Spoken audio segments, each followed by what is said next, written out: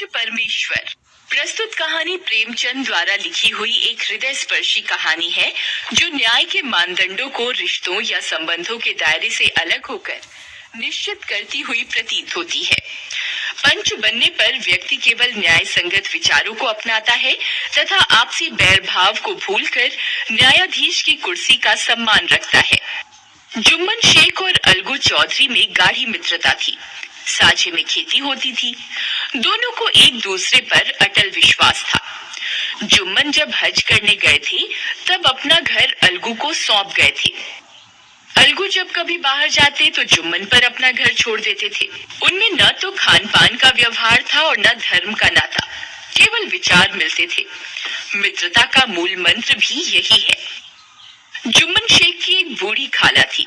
उसके पास कुछ थोड़ी सी मिल्कियत थी, परंतु उसके निकट संबंधियों में कोई न था। जुम्मन ने लंबे चौड़े वायदे करके वह मिल्कियत अपने नाम लिखवा ली थी। जब तक दान पत्र की रजिस्ट्री न हुई थी तब तक खाला का खूब आदर सत्कार किया गया, पर रजिस्ट्री की मुहर ने इन खातिरदारियों पर भी मानो मुहर लगा दी। अब बेचारी खाला को प्रायः नित्य ही कड़वी बातें सुननी पड़ती और अपमान सहन करना पड़ता था। कुछ दिन उसने सुना और सहा, पर जब न सहा गया तो जुम्मन से शिकायत की और अलग रहने के लिए गुजारे की मांग की। जुम्मन ने धृष्टता के साथ उत्तर दिया, रुपए क्या यहाँ फलते हैं? खाला ने नम्रता से पूछा, मुझे भी कुछ रूखा सूखा चाहिए कि नहीं? जुम्मन ने गंभीर स्वर से जवाब दिया, तो कोई ये थोड़ी ही समझा था कि तुम मौत से लड़कर आई हो। खाला बिगड़ गई और उसने मामला पंचायत में पेश करने की धमकी दी। जुम्मन हंसे, जिस तरह कोई शिकारी हिरण को जाल की तरफ जाते देखकर मन ही मन हंसता है। वे बोले, हाँ जरूर पंचायत करा लो, फैसला हो जाए। मुझे भी ये रात दिन की खटपट पसंद नहीं। पंचायत में किसकी जीत होगी इस विषय में जुम्मन को कुछ भी संदेह नहीं था। ऐसा कौन था जो उसको अपना शत्रु बनाने का साहस कर सके? इसके बाद कई दिनों तक बूढ़ी खाला हाथ में लकड़ी लिए आसपास के गांवों में दौड़ती रही। कमर झुककर कमान हो गई थी। एक एक पग चलना दूभर था, मगर बात आ पड़ी थी। उसका निर्णय करना जरूरी था। संध्या समय एक पेड़ के नीचे पंचायत बैठी। जुम्मन शेख ने पहले से ही सारा प्रबंध कर रखा था।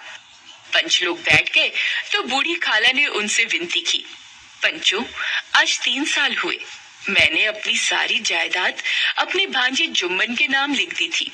इसे आप लोग जानते ही होंगे। जुम्मन ने मुझे जीवन भर रोटी कपड़ा देना कबूल किया था। साल भर तो मैंने रो धोकर काटा, पर अब रात दिन का रोना नहीं सहा जाता। अब न पेट को रोटी मिलती है न तन को कपड़ा। बेबस बेवा हूँ, कचहरी दरबार नहीं कर सकती। तुम्हारे सिवा और किससे अपना दुख सुनाऊं? तुम लोग जो राह निकाल दो उसी पर चलूं।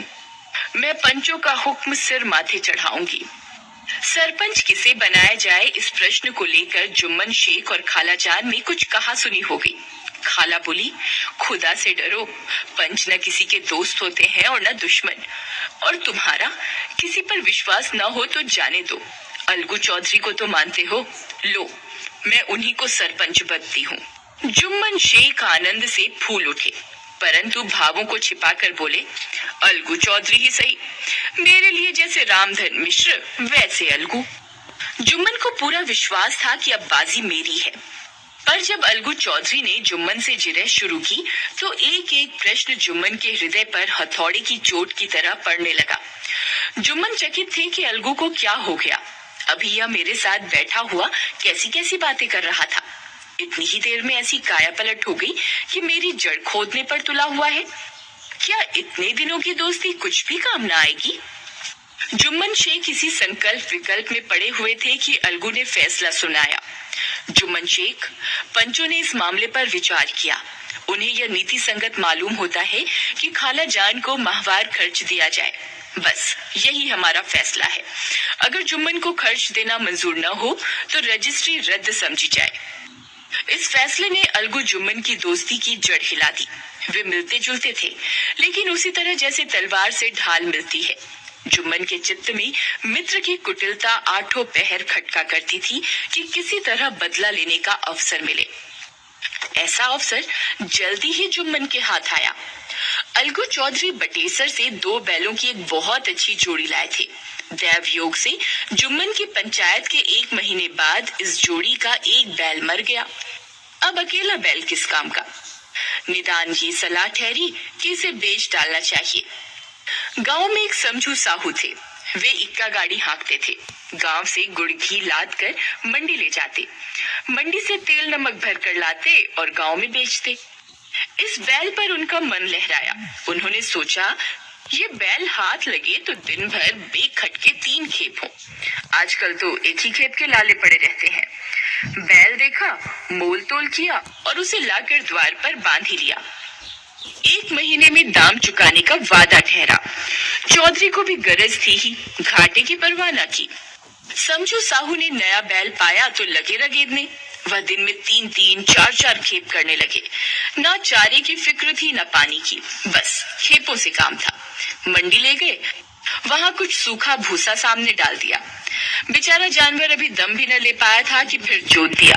अलगू चौधरी के घर तो चैन की बंसी बजती थी। कहाँ वो सुख चैन, कहाँ ये 8 पहर की खपत। महीने भर में वह पिस गया। एक दिन चौथी खेप में साहू ने दूना बोझ लादा। दिन भर का थका जानवर पैर न उठते थे, पर साहू को जल्दी पहुंचने की फिक्र थी। अतएव उन्होंने कई कोड़े निर्दयता से फटकारे। बैल धरती पर गिर पड़ा और ऐसा गिरा कि फिर न उठा। इस घटना को कई महीने बीत गए। अलगू जब अपने बैल के दाम मांगते, तब साहू और सहुआइन झल्लाते और अंड बंड बकने लगते। सबने पंचायत कराने का परामर्श दिया। साहू जी राजी हो गए। अलगू ने भी हामी भर ली। पंचायत बैठी तो रामधन मिश्र ने कहा, बोलो चौधरी, किसको पंच बदते हो? अलगू ने दीन भाव से कहा, समझू साहू ही चुन ले। समझू खड़े हुए और कड़क कर बोले, मेरी ओर से जुम्मन शेख। जुम्मन का नाम सुनते ही अलगू चौधरी का कलेजा धक धक करने लगा, मानो किसी ने अचानक थप्पड़ मार दिया हो। किसी ने पूछा, क्यों चौधरी, तुम्हें कोई उज्र तो नहीं? चौधरी ने निराश होकर कहा, नहीं, मुझे क्या उज्र होगा। सरपंच का मुख्य आसन ग्रहण करते हुए शेख के मन में अपनी जिम्मेदारी का भाव पैदा हुआ। उन्होंने सोचा, मैं इस वक्त न्याय और धर्म के सर्वोच्च आसन पर बैठा हूँ।